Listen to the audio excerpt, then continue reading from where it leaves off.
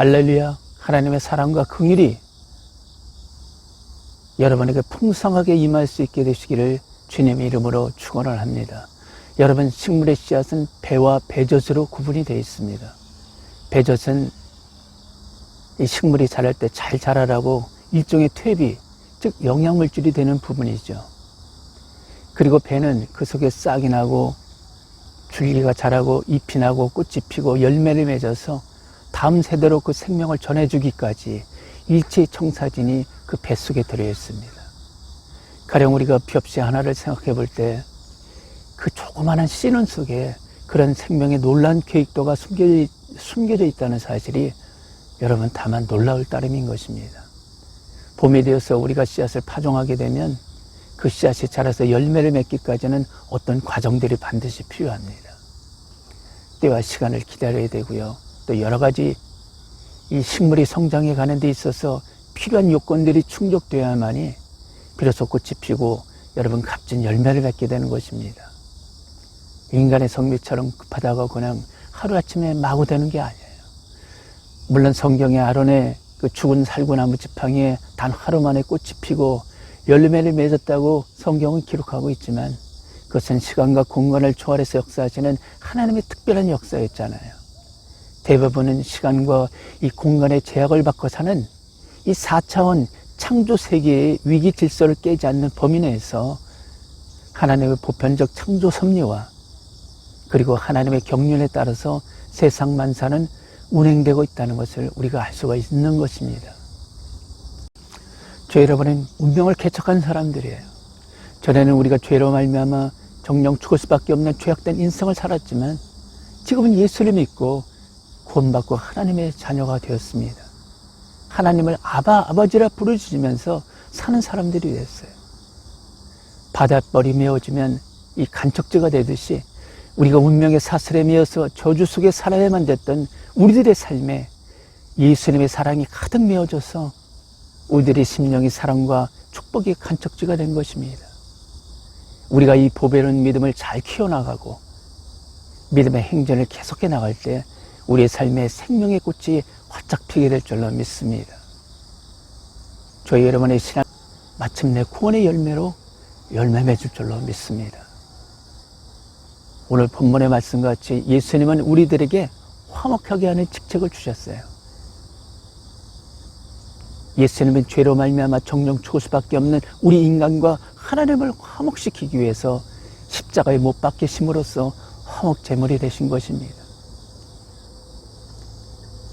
본문의 말씀을 우리가 세밀하게 상고함으로써 하나님의 뜻과 섭리를 잘 깨달아서 모쪼록 화목하게 하는 직책을 잘 감당하는 저 여러분의 성적이적 신앙의 삶이 되시기를 주님의 이름으로 간절히 축원합니다.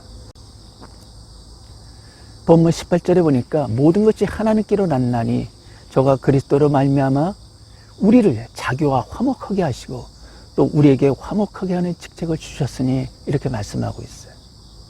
먼저 모든 것이라는 말은 영어 성경에 all this is from God이라고 이렇게 표기를 했습니다. 하나님으로부터 비롯된 모든 것, 즉 하나님께서 지으신 모든 만물을 뜻하는 말인 것입니다.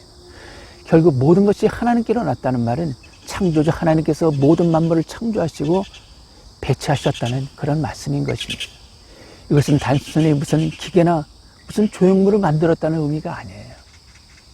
우리 인간의 코에 생기를 불어넣으셔서 생명이 되게 하셨던 것처럼 하나님께서 창조하신 이 지구상의 모든 만물들에게 생명을 주셔서 그들이 기식할 수 있게 하시고 온 땅에 생육하고 번성할 수 있도록 축복하셨다는 그런 뜻인 것입니다. 창세기 1장 20절에 생물로 번성케 하라, 21절에 하나님의 큰 물고기와 물에서 번성하여 움직이는 모든 생물을, 그리고 22절에 하나님이 그들에게 복을 주어 가라사대 생육하고 번성하여, 여러분 이 말씀이 이를 잘 증명해 주고 있어요. 모든 것이 하나님께로 났다는 말은 쉽게 얘기하자면 모든 것이 하나님으로부터 잉태하고 탄생했다는 말인 것입니다. 따라서 세상 모든 만물은 우리의 한 아버지 하나님으로부터 비롯된 형제 자매와도 같은 것이라고 말할 수 있습니다. 저가 그리스도로 말미암아 우리를 자기와 화목하게 하시고 이렇게 말씀하고 있어요. 여기서 저는 바로 성부 하나님을 지칭하는 말인 것입니다. 하나님께서는 당신의 독생자 예수 그리스도를 통해서 정령 죄로 말미암아 죽을 수밖에 없는 우리 인간과 하나님 사이를 화목하게 하셨다는 말씀인 것입니다. 그러므로 예수님께서 인류의 모든 죄를 걸머지고 십자가에 못 박혀 피 흘려 죽으심으로써 유전한 죄로 말미암아 하나님과 단절되었던 관계가 회복되도록 하신 것이 바로 하나님의 의지요, 그 하나님의 뜻 가운데서 이루어진 일이었음을 잘 나타내주고 있습니다. 여기서 유전한 죄는 여러분 어떤 죄를 말할까요?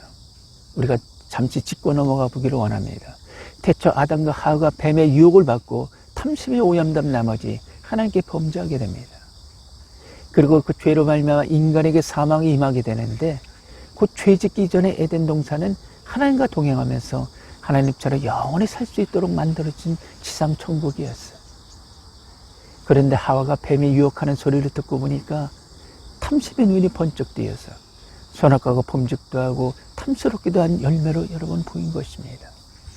훔치고 싶기도 하고 억지를 뺏고 싶기도 하고 말이죠. 이 탐심은 우상 숭배이며 하나님께서 가장 미워하신다고 성경은 말씀하고 있어요. 마침내 행한 대로 갚아주시는 공의 하나님께서는 아담과 하와를 집 밖으로 추방하실 수밖에 없었어요.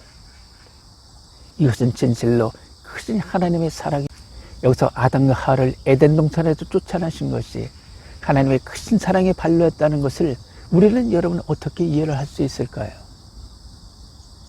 집 밖으로 쫓아내는데 그것이 어떻게 부모의 큰 사랑이냐, 그런 얘기예요. 그것은 다음 같은 말씀을 보아서 알 수가 있어요.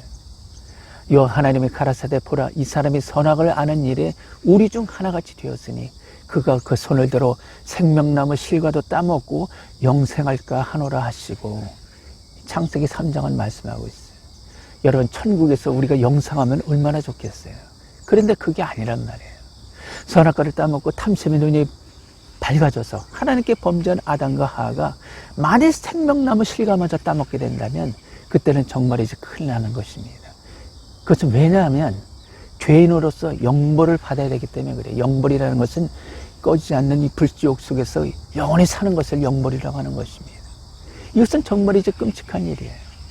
따라서 아담과 하와를 에덴 동산에서 쫓아내신 것은 그들을 회개케 하여서 다시금 죄 없는 원상태로 돌아오게 하시라는 하나님의 크신 사랑에 여러분 발로했다는 것입니다. 다름 아닌 회개하면 죄사함 받는다는 이 사실은 성경의 골간을 이루는 가장 중요한 요소이기 때문에 그래요. 그런데 정작 중요한 것은 그 다음부터입니다.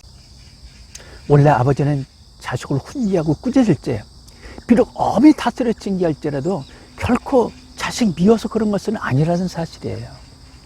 하나님께서는 받으시는 자녀들마다 채찍질 하신다고 성경은 말씀하고 있지 않습니까? 성경 누가복음서에는 돌아온 탕자의 비유가 나옵니다. 여러분 잘 아시는 돌아온 탕자의 비유가 있어요.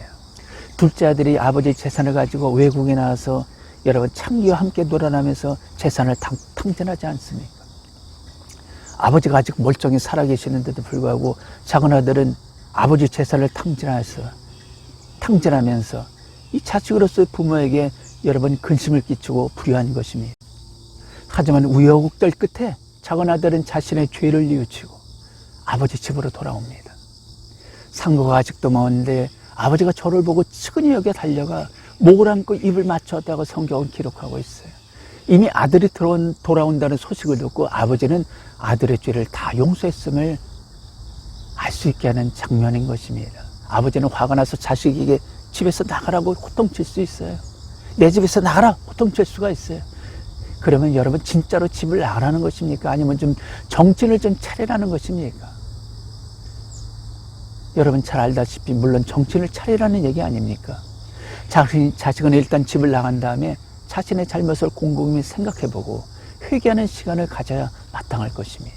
그러고는 아버지의 화가 풀렸을 만한 적당한 이때 다시 집으로 돌아와야 되죠. 그리고 아버지 앞에 무릎을 꿇고 용서를 빌어야 되는 것입니다. 그럴 때 이 썩은 문드러질로만 어서 당장 이 집에서 나가지 못해 눈을 보라를 아버지는 이 세상에 단 한 사람도 없어요. 왜 그렇습니까? 아버지는 사랑하는 자식이 대문을 열고 들어올 때 이미 다 용서를 했기 때문에 그래요. 이미 다 용서가 끝나 있는 것입니다. 그런데 그런 사정도 모르고 우리의 옛 조상과 아담과 하와는 아주 진짜로 집을 나가버리고야 말았잖아요. 그들은 에덴 동산에서 나와서 그들의 근본된 토지를 갈면서 살았지만 왜 그들이 그토록 아름답고 복된 에덴 동산에서 쫓겨나게 됐는가를 곰곰이 생각해보고 회개하는 시간을 갖지 않았어요. 죄싹선 사망이요 하나님의 은사는 그리스도 예수 우리 주 안에 있는 영생이라고 성경은 말씀하고 있어요. 로마서 6장은 말씀하고 있어요. 죄를 짓고 여러분은 회개를 하지 않았기 때문에, 뉘치지 않았기 때문에 그 죄는 여전히 사망으로서 효력을 발생하게 되어서 오늘날까지 우리 후손들에게 유전이 된 것입니다. 따라서 우리 인간의 사망이 이르게 된 근본적인 원인은 죄였다, 이렇게 한마디로 말할 수가 있어요. 여러분 또한 죄 문제를 해결하기 위해서는 반드시 회개가 필요한 것입니다. 죄를 뉘우치는 단계가 필요하다, 그런 얘기예요. 그렇기 때문에 성령 세례를 받고 우리가 예수를 믿으면 회개할 때마다, 우리가 기도할 때마다 알고 죄운 죄, 모르고 죄운 죄, 이런 죄까지도 낱낱이 이 죄목들이 생각나면서 우리가 눈물흘려서 간절히 회개하는 이유가 거기에 있는 것입니다. 물론 성도들의 우리가 이 심령을 거듭나게 하는 이 회개 역사는 단순히 우리의 인간의 의지나 우리의 인간의 힘만으로 되는 것은 아니에요. 우리가 마음의 중심을 주님께 드리고 이 마음문을 활짝 열어놔야 되는 것입니다. 예수님께서 죽은 나사로를 살리실 때 먼저 무덤 입구에 돌을 너희들을 굴려놔라, 회중들에게 말씀하셨던 것처럼 회개의 문을 열어놓는 것은 바로 기도하며 회개할 당사자인 바로 우리들의 몫인 것입니다. 우리가 마음문을 우리가 열어놓으면 보혜사 성령께서 들어오셔서 찢어내고 뜯어내고 꿰매는 다각적이고도 역동적인 회개를 통해서 죽은 영혼이 살아나는 생명의 역사를 여러분 일으키는 것입니다. 곧 성령께서는 회개를 통해서 역사하시고 심령을 새롭게 하심으로써 재롱 같았던 우리들의 이 붉은 죄를 깨끗게 하시는 것입니다. 이것은 무엇입니까? 죄로 물들었던 나를 씻어서 하나님과 다시 화목하게 하시려고 성령님께서 역사를 하시는 것입니다. 여러분, 이와 같은 사실은 단지 관념적이거나 형이상학적인 그런 죄사함이 아닙니다. 실제로 우리들의 심령과 우리 신앙의 삶 가운데서 일어나는 그리스도 예수님의 십자가 사건인 것입니다. 왜냐하면 우리 심령 가운데 좌정하시고 우리를 다스리는 이 보혜사 성령님은 예수님의 남은 십자가 사역을 위해서 이 땅에 영으로 오신 분이시기 때문에 그래요. 따라서 날마다 말씀의 거울에 우리들의 심령을 비추어서 내면의 추악함을 깨닫게 하시고 선한 신앙 양심의 찔림을 주셔서 죄악길에서 돌이키도록 역사를 하시는 것. 또한 기도로 찬송으로 날마다 심령으로 새롭게 변화가 돼서 하나님께 영광 돌리며 살아갈 수 있도록 우리를 친히 인도하시는 것입니다. 이것이 바로 성령의 역사예요. 왜 우리 추악함을 깨닫게 하고 왜 우리 신앙 양심에 찔림을 주시며 여러분 날마다 심령이 새롭게 변화되도록 인도하신다는 말씀입니까? 그것은 나와 하나님과의 관계를 화목시키기 위해서 성령님께서 그렇게 역사를 하신다는 것이에요. 이것이 바로 2000년 전에 예수님께서 십자가에 달려 죽으심으로써 그를 믿는 자마다 멸망치 않고 영생을 얻게 하신 하나님 아버지의 극진하신 사랑인 것입니다. 할렐루야. 이제 예수님께서 아버지 하나님 보좌 우편에 올라가시고 그 대신 보혜사 성령께서 영으로서 이 세상에 오셔서 예수님의 십자가 중보 사역을 여러분 계속적으로 감당하고 계시는 것입니다. 그렇기 때문에 예수님과 성령님은 그 직능상의 차이는 있을지라도 결국 보혜사 성령님은 또 다른 모습의 여러분 예수님인 것이죠. 하나님의 뜻대로 하는 근심은 후회할 것이 없는 구원에 이르게 하는 회개를 이루는 것이요 세상 근심은 사망을 이루는 것이니라. 고린도후서 7장은 말씀하고 있어요. 성도가 심령으로 변화를 받아 거듭나기 위해서는 이 회개가 얼마나 중요한 요소라는 것을 우리가 잘 말씀해 주고 있어요. 회개는 다음과 같은 두 가지 종류의 회개가 있습니다. 첫 번째는 소극적 회개예요. 몸을 씻었다가 다시 구덩이에 도로 눕는 돼지처럼 잘못을 뉘우치고 나서 또다시 그 잘못된 자리로 되돌아가는 회개를 소극적 회개라고 합니다. 둘째는 적극적인 회개가 있어요. 잘못을 뉘우치고 나서요 두 번 다시 그 잘못된 자리로 되돌아가지 않는 회개를 말하는 것입니다. 하나님 우리 성도가 죄악길을 떠나서 하나님 모시기에 합당한 믿음의 살기를 원하시는 것입니다. 두 번 다시 그 죄악된 죽을 수밖에 없는 죄악된 자리로 돌아가기를 하나님은 원하시지 않는 것입니다. 여러분 기억합시다. 회개 없이는 여러분 구원이 없어요. 18절 하반부에 또 우리에게 화목하게 하는 직책을 주셨으니 이렇게 말씀하고 있어요.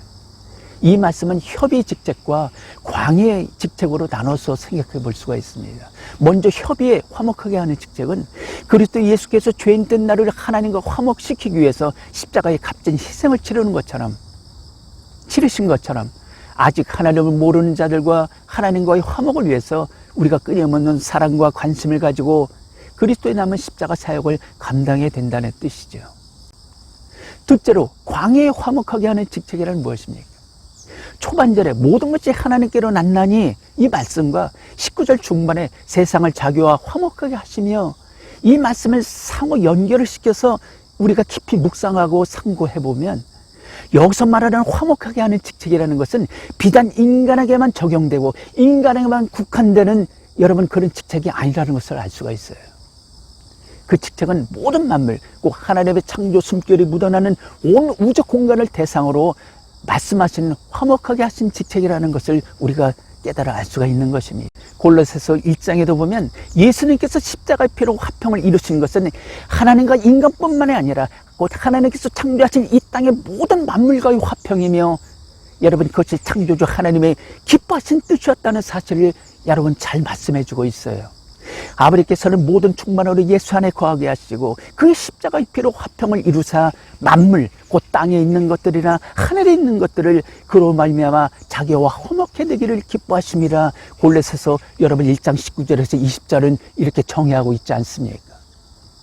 이제 하나님께서 창조하신 모든 만물과 하나님과 화평을 위해서 십자가에 달려 죽으신 예수 그리스도의 선하신 목적과 그 뜻을 성취해 드리는 도구로서 우리는 각자의 믿음의 분량대로 쓰임을 받아야 될 것입니다.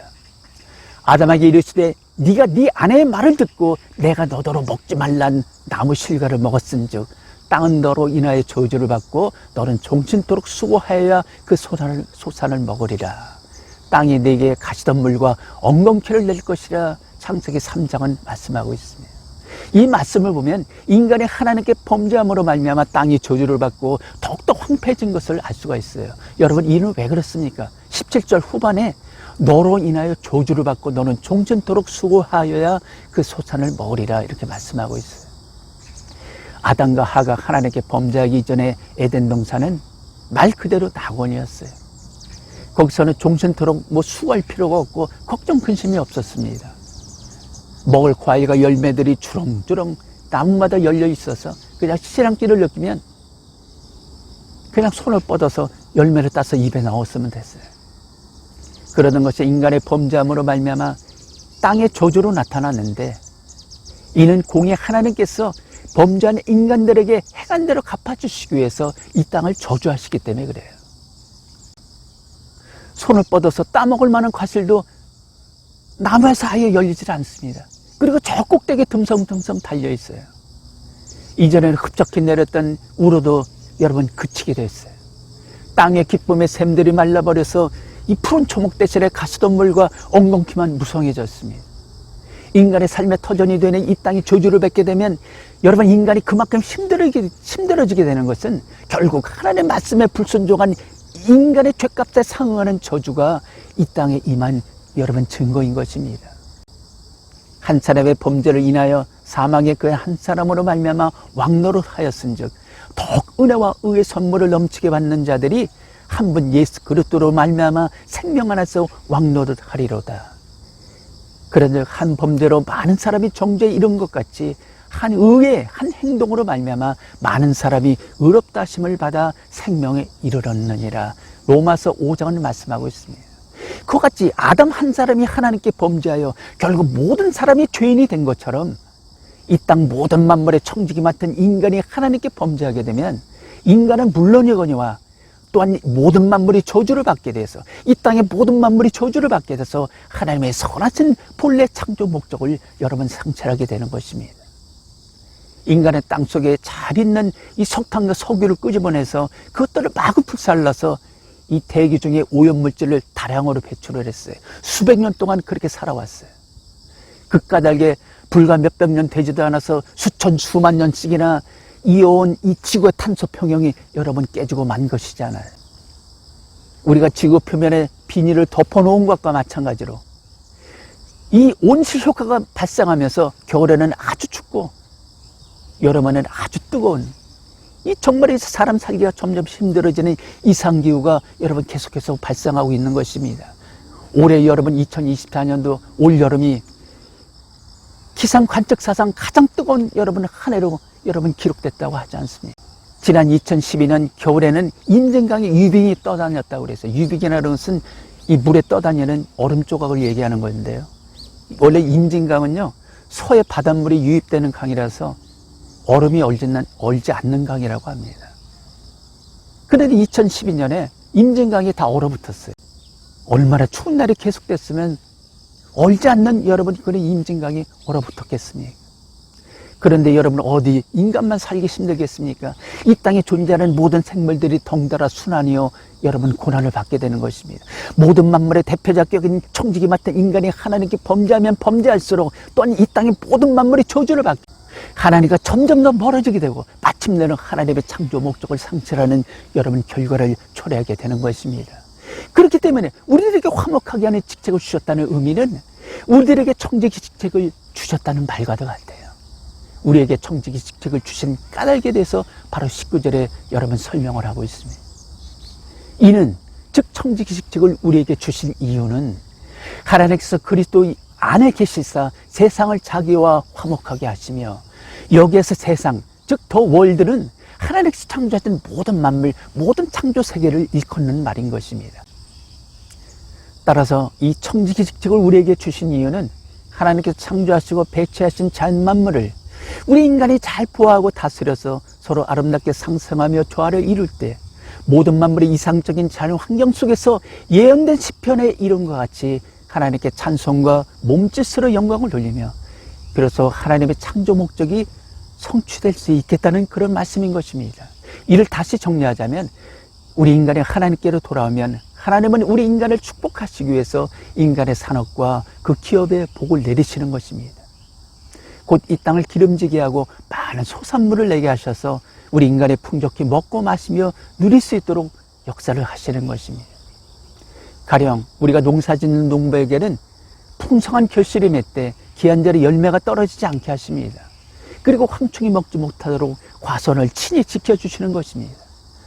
어부에게는 아무 때 또 아무 장소에서 그물을 던진다 할지라도 많은 물고기들이 그물 안에 들어갈 수 있도록 하나님의 역사를 하시는 것입니다. 이것이 여러분 현실적으로 가능한 일입니까? 아무데나 그물을 던졌는데 물고기들이 그냥 풍성하게 물고기들이 많이 잡혔어요. 이것이 현실적으로 가능한 일이냐고요. 물론 가능한 일입니다. 우리가 민간 설화에 의하면 도깨비불이 반짝이는 밤바다에 그물을 던지면 풍어의 수확을 올릴 수가 있었어요. 곧 성령께서는 빛이시잖아요. 빛으로 역사하셔서 밤바다에 빛으로 역사하셔서 많은 물고기들이 그 빛을 보고 그물 안으로 들어가도록 하나님께서 기적을 베푸시는 것입니다. 결국 그 산업과 이 삶의 터전에 복을 주신다는 의미는 우리 인간을 축복하시기 위해서 인간의 삶의 터전이 되는 이 땅을 기름지게 하고 또한 풍성케 하신다는 말과도 같아요. 그렇기 때문에 인간과 자연은 결코 때려 뗄 수 없는 몸통과 그 그림자 같은 것이며 따로 떼어서 생각할 수 없는 한 운명 공동체라고 말할 수가 있는 것입니다. 인간이 복을 받으면 자연도 복을 받게 되고요. 인간이 하나님께 범죄하면 인간은 물론이거니와 자연 환경이 통달아서 하나님께 저주를 받게 되는 것입니다. 내가 자산의 강을 열며 골짜기 가운데 샘이 나게 하며 광야로 못이 되게 하며 마른 땅으로 샘 근원이 되게 할 것이며 내가 광야에는 백향목과 시댐나무와 화석류와 들감나무를 심고 사막에는 잣나무와 소나무와 황량목을 함께 두리니 우리가 그것을 보고 여호와의 손이 지은 바요 이스라엘의 거룩한 자가 창조한 바인 줄 알며 헤아리며 깨달으리. 이와 같이 이사야서 41장은 장대하게 여러분 찬송하며 예언해 주고 있어요. 성경에 기록된 모든 예언의 말씀은 하나님의 창조 목적을 이루기 위해서 하나님께서 친히 세우신 이 피조 세계에 대한 마스터 플랜이라고 말할 수가 있습니다. 지금도 보혜사 성령님께서는 우리 믿는 자들을 통해서 그리스도 예수의 남은 십자가 고난을 그들의 육체에 채우시되 창조주 하나님의 이 피조 세계에 대한 경륜의 도구로서 여러분 사명 감당하기를 원하시는 것입니다.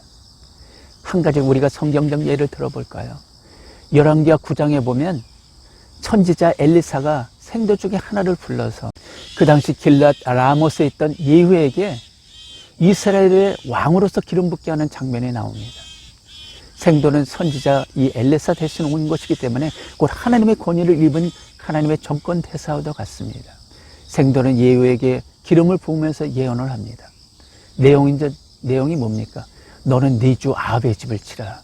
이스라엘 지방에서 개들이 이세벨을 먹으리니 저를 장사할 사람이 없으리라. 이 무시무시한 심판의 말씀이에요.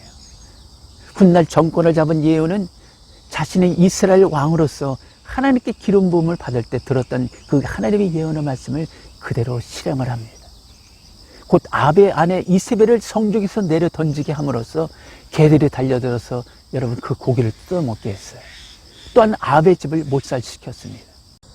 여호와께서 예후에게 이르시되 네가 나보기에 정직한 일을 행하되 잘 행하여 내 마음에 있는 대로 아합 집에 다 행하였은즉 열왕기하 10장은 말씀하고 있어요. 이로써 예후를 통해서 영광받기 원하시는 하나님의 공의가 이루어지게 되고요. 궁극적으로는 예언의 말씀이 성취가 되었습니다. 여러분 그런 것들을 보면 하나님께서 우리에게 예언의 말씀을 주시는 목적은 그 예언의 말씀을 성취하는 도구로서 우리 믿는 자들이 쓰임을 받아야 할 이 필연성과 당위성을 잘 나타내주고 있는 것이라고 말할 수가 있어요. 이는 왜 그렇습니까? 세상의 역사라는 것은 결국 인간을 통해서 역사하시는 하나님의 경륜이기 때문에 그래요. 때와 시대를 따라서 이루어가실 하나님의 마스터 플랜은 물론 지금 당장 우리의 힘이나 능으로는 감당할 수 없는 하나님의 세부적인 계획이 있을 수가 있어요. 영원히 사시는 하나님은 때와 시대를 따라서 하나님의 경륜을 통해서 하나님께서 목적하신 바를 반드시 성취해 가시지만 100년도 채 살지 못하는 우리 조급한 인간의 눈에는 현재 내 손에 잡히지 않고 내 눈에 하나님은 안 계신 거 아닙니까? 하나님은 왜 이렇게 잠잠하십니까? 이렇게 오해할 수가 있어요. 하지만 그 부분에 대해서는 마치 하나님께서 어린 자녀와 같은 우리들에게 그런 거창한 믿음을 요구하지 않으십니다. 문제는 무엇입니까? 능히 감당할 만하고 또 우리가 해야 할 우리 몫의 일을 우리가 스스로 외면한 채 등을 돌린 채로 하나님께 모두 떠넘기고 있다는 사실이에요. 하나님께서 창조하신 모든 자연만물을 우리가 보호하면서 만물 모두가 상상하며 조화를 이루는 이 아름다운 지구 동산을 회복해 나가는 일은 하나님의 자녀된 우리 인간들이 능히 감당할 수 있는 그런 일인 것입니다. 그리고 하나님 또한 청지기 삼은 우리 인간, 즉 우리 그리스도인들이 그런 사명 감당해 주기를 원하셔요. 왜냐하면 인간의 욕구가 지나치면 탐심이 되는 것인데 바로 이 탐심만 버린다면 자연을 사랑하는 일이라든가 이 환경을 보존하는 일 등이 여러분 그리 어려운 일이 아니기 때문에 그래요. 우리 인간이 보다 자연 친화적으로 우리가 삶의 행태를 바꾸고 이 콘크리트 빌딩 숲을 떠나서 우리가 대자연의 숲으로 돌아간다면 모든 만물이 기뻐 찬송하며 더불어 하나님께 여러분 영광을 돌리게 될 것입니다. 할렐루야. 여러분 보십시오. 하늘 높이 솟구친 빌딩을 보십시오. 이는 인간의 의를 자랑하는 여러분 교만의 바벨탑이 아닙니까? 마침내 만물의 청지기 맡은 우리 믿는 자들은 자산의 강을 여는 하나님의 신실한 믿음의 도구로 쓰임을 받아야 마땅합니다. 광야에 못을 내고 그리고 마른 땅에 샘을 내는 하나님의 선한 믿음의 도구로 쓰임을 받아야 되는 것입니다. 사막의 잣나무와 소나무와 황량목을 심는 하나님의 청지기들로 여러분 거듭나야 되는 것입니다. 우리 현 시대를 사는 청지기 맡은 그리스도인들이 그런 사명을 감당해 줄 것을 하나님이 요청하고 계시는 것입니다. 여러분 이런 상황이 닥칠 것을 하나님은 미리 아시고 벌써 수천 년 전에 이런 예언의 말씀을 우리에게 주셨어요. 이제 우리가 그 말씀을 이루는 도구가 되어야 되는 것입니다. 이스라엘 왕 예후가 하나님의 선지자를 통해서 들은 그 하나님의 명령대로 모든 것들을 준행했던 것처럼 우리들도 성경에서 듣고 본 바 오늘의 이 말씀을 따라 행하여야 여러분 마땅할 것입니다. 이것이 믿는 자들의 표본이며 본분인 것입니다. 19절 후반부에 화목하게 하나님 말씀을 우리에게 부탁하셨느니라 말씀하고 있어요. 그 명령을 좇아서 화목하게 하는 말씀을 선포하기 위해서 저는 지금 이름하여 이 환경, 즉 이 청지기 설교를 하고 있어요. 인간이 죄로 말미암아 저주받은 이 땅과 하나님 사이를 화목하게 하기 위해서 사람들에게 인정받지 못하고 환영받지 못하는 이 외로운 십자가의 길을 걷고 있습니다. 세상 사람들에게 인정받지 못하는 것은 그렇다고 쳐도 같은 믿음의 권속들에게서 외면당하는 것은 정말이지 말할 수 없이 힘들고 여러분 고독한 일이 아닐 수가 없어요. 저는 이 사역을 하면서 이 동족과 제자들에게 마저도 외면당하셨던 예수님의 외로움을 아주 조금은 여러분 알 수 있을 것만 같아요. 모르긴 해도 아마 예레미야나 이 엘리야가 이런 슬픈 마음을 가졌을 것입니다. 하나님의 경륜을 이뤄가시는 데 있어서는 마치 식물이 있어서 씨앗의 땅에 떨어져 발화가 되고 여러 가지 발생 과정을 갖춰서 꽃이 피고 열매를 맺는 것처럼 그만큼 과정이 있고 그만큼의 시간이 필요함을 알았어요. 가령 옛날에는 하나님께서 이스라엘 백성들을 구별해서 하나님 백성을 삼으셨지 않습니까? 그것은 이스라엘 백성들을 믿음의 씨앗으로 삼아서 전 세계 모든 만민을 백성 삼으시고 구원하시려는 하나님의 경륜의 여러분 시발점이 되는 것입니다. 그리고 더 나아가서 하나님 한 배에서 잉태하고 생겨난 모든 만물이 서로 어우러서 조화를 이루고 그로 인해서 하나님의 창조 목적을 이루시려는 크신 뜻이 내포되어 있었어요. 문제는 무엇인가 하면 이 동시대를 살아가는 대다수의 사람들은 그 같은 하나님의 뜻과 섭리를 깨닫지 못한다는 데 있습니다. 그래서 하나님께서는 각 시대마다 하나님의 마음을 밝게 하는 이 선지자들을 보내셔서 세상을 하나님께로 인도하게 하시는 것입니다. 창세기 15장 5절에 말씀하고 있어요. 그를 이끌고 밖으로 나가 가라사대 하늘을 우러러 무뼈를 셀 수 있나 보라. 또 그에게 이르시되 네 자손이 이와 같으리라. 성경 구약시대는 설통적인 믿음이 강조가 됐잖아요. 그래서 하나님을 잘 믿고 섬기면 하나님께서 이 땅의 기름진 복으로 순종에 상응하는 복을 내려주신다고 믿었어요. 여타 민족들에 대해서 배타적, 선민적, 혈통적인 믿음을 강조하다 보니까 이 바벨론 포로 이후에 남유다 사람들은 이 북이스라엘, 이 사마리아 사람들을 같은 믿음의 사람으로 인정하지 않았습니다. 그들을 개취급을 했잖아요. 그것은 다른 민족들과 통혼함으로써 혈통적 이스라엘의 피가 다른 이방족들과 섞여졌다는 이유에서였습니다. 그들은 하나님 천국에 대해서 잘 몰랐어요. 단순히 하나님이라는 그저 이 땅에서 잘 먹고 잘 살도록 축복하시는 육적인 하나님으로만 알고 있었어요. 그렇기 때문에 이 정치 세력인 사두개인은 아예 부활이나 이 천사의 존재를 믿지 않았습니다. 그리고 바리새인은 이 천사나 부활의 존재를 믿고는 있었을지라도 이 땅에 살면 단지 수단이요 저 영원한 천국이 우리에게 가야 할 여러분 목적지라는 사실은 모르고 있었어요. 그러한 연유로 인해서 예수님이 이 땅에 오셔서 무지한 그들에게 하나님과 천국에 대해서 부지런히 가르치신 것입니다. 그러던 것이 이제 예수님께서 승천하시고 나서 하나님 보좌 우편에 올라가시고 나서 이제 믿음의 진화를 보게 되는 것입니다. 시간이 흘러가면서 식물의 씨앗이 발화가 되고 가는 뿌리를 내리고 줄기를 내는 것처럼 이제 어느 정도 시간이 경과하고 나니까 믿음의 씨앗이 분화를 거듭하게 되는 것입니다. 이것은 하나님의 창조 세계에 대한 마스터 플랜에 따라서 진행되고 나타난 하나님의 경륜이라고 볼 수가 있어요.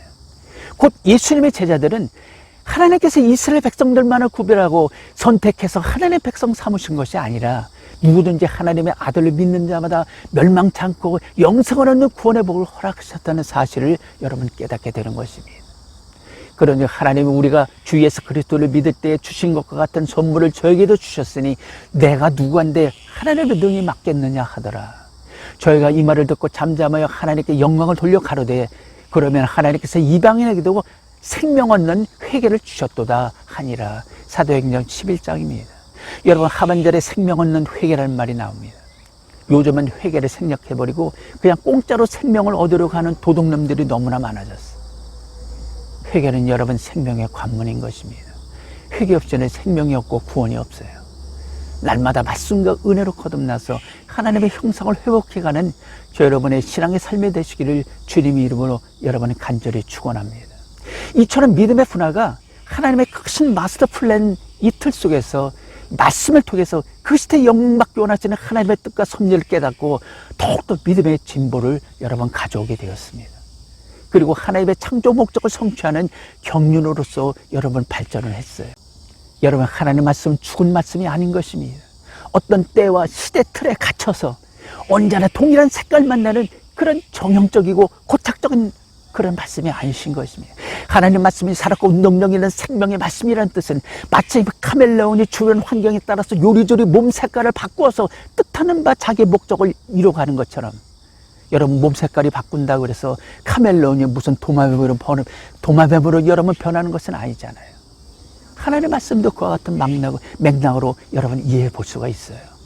하나님 말씀은 1.1획도 변개치 않는 신체라고도 전능하신 말씀이지만 때와 시대를 따라서 영광받기 원하시고 뜻하신 바를 이루어 가시는 하나님의 경륜이 각 시대적 배경과 이 시대적 조류에 따라서 각기 다른 색깔로 나타날 수가 있는 것입니다. 아니, 더 정확히 얘기하면 하나님의 말씀은 언제나 동일해요. 다만 이 땅을 살아가는 사람들이 그 말씀을 바라보고 그 말씀을 이해하고 받아들이는 이 심령이 때와 시대에 따라서 각기 다를 수밖에 없기 때문에 말씀의 색깔이 다르다고 느낄 수가 있는 것입니다. 쉽게 얘기하면 2000년 전에 구약시대를 사는 사람들이 이 생각했던 이 구원과 2000년 이후 현시대를 살아가는 우리들이 생각하는 이 구원이 그 말씀의 뉘앙스라든가 그 말씀의 색깔이라든가 이 구원의 이 관념이 다를 수가 있다는 것입니다. 기독교는 이미 암묵적으로 이런 사실을 인정해 왔어요. 만일에 성경을 문자적으로만 믿는다면 그것은 유대교나 여러분 이슬람교가 되어야만 하는 것입니다. 이슬람교 문자적으로 말씀을 믿기 때문에 지금도 여러분 머리끝부터 발끝까지 여러분 뭡니까? 그 차도를 여러분 쓰고 살고 있지 않습니까? 하나님께 충성한다고 하면서 여러분 자칫 우리 인간의 고란 믿음 상자 안에 그것도 인간의 변변치 못한 생각의 틀 속에 광대하신 하나님을 가두어버리는 어리석음을 여러분 범하고 있지는 않은지 우리는 항상 믿음의 분량을 체크하고 그 믿음의 향방을 여러분 잘 살펴봐야 되는 것입니다. 하나님의 자유의 영이시잖아요. 하나님의 교회만 머무시는 것이 아니에요. 그분이 창조하신 모든 만물 세계에 자신의 영광을 나타내기를 원하시는 것입니다.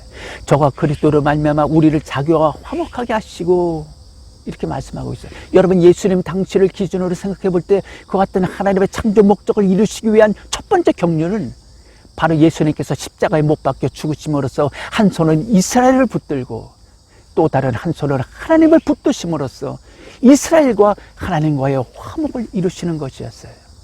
이제 그 목적하신 바 화목이 성공적으로 이루어지면서 하나님은 때와 시대를 따라서 또 다른 경륜을 펼쳐나가시게 되는 것입니다. 그 하나님의 경륜이 두 번째로 여러분 어떤 말씀으로 성취가 됩니까? 곧 우리 그리스도인들에게 화목하게 하는 직책을 주셔서 각 나라 민족 족속들에게 복음을 전파함으로써 죄인 되었던 그들과 하나님과의 화목을 위한 도구로 쓰임을 받게 되는 것입니다. 주 2000년 동안이나 우리가 그런 하나님의 경륜이 펼쳐져 왔어요. 이어서 세 번째 하나님의 경륜으로서 우리 그리스도인들이 이제는 세상을 하나님과 화목하게 하는 이른바 청지기 사명을 감당할 것을 하나님은 원하신다는 사실을 깨달아 알 수가 있는 것입니다. 이 세 번째 하나님의 경륜을 이루어내려는 선한 믿음의 도구로 쓰임받게 되시기를 주님의 이름으로 간절히 축원을 드립니다. 결론을 맺겠습니다. 이제 하나님께서는 그리스도 예수 안에 계셔서 온 세상을 자기와 화목하게 하시기를 여러분 기대하고 계십니다. 다름 아닌 그 화목하게 하는 도구로 쓰시려고 우리를 부르셨어요. 그 사명을 우리가 감당해 드려야 되는 것입니다. 그리스도의 냄새를 풍기는 만물 맡은 청지기로 우리가 살아야 되는 것입니다.